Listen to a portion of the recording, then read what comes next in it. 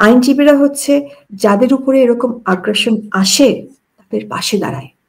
সেই জন্য এই রাইট টু প্রফেশন, লয়ারদের প্রফেশন যাতে তারা তাদের কাজ, বৈধ কাজ করতে না পারে, আইনজীবীদের বিরুদ্ধে এখন তারা খুনের আসামি, খুনের মামলা করছে।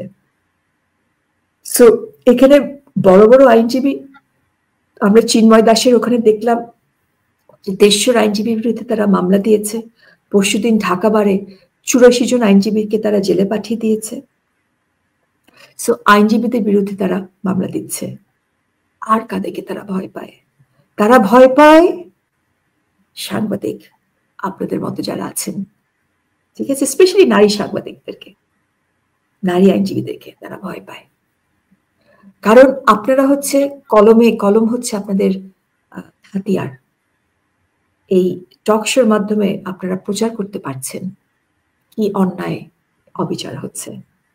সো এই বাক রুদ্ধ করতে হবে, তাদের কলম বন্ধ করতে হবে। বাংলাদেশ বোধহয় একমাত্র রাষ্ট্র যেখানে 200-র উপরে সাংবাদিকরা হচ্ছে সব খুনের আসামি। অকল্পনীয়, হাস্যকর।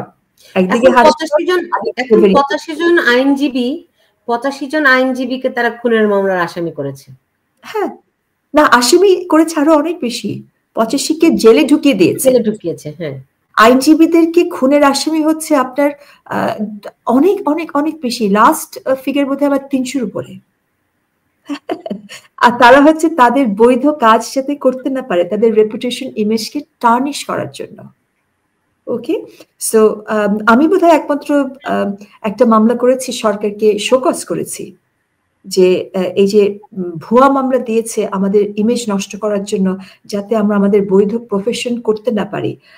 আইনজীবীদের কল্লের উপরে একটা তলোয়ার ঝুলানো আছে যে তোমরা আজ্ঞাবহ থাকো, সরকার যাদের বিরুদ্ধে নিপীড়ন, নির্যাতন করবে তাদের পাশে তোমরা দাঁড়াবে না, তোমরা দাঁড়ালে তোমাদের খবর আছে। এবং এই শোকজ সরকারকে আমি আমার মামলায় দিয়েছি। আপনার 1 মাসের ভিতরে সরকারের উত্তর দেওয়ার কথা ছিল, তারা ভয় পায়, তারা উত্তর দিচ্ছে না, এখন উত্তর পাইনি আমি শোকজের উত্তর। এবং ইন্টারিম অর্ডার আছে যে লফুল প্রফেশন এখানে যাতে কোনো রকমের ইন্টারফিয়ার না করা হয়।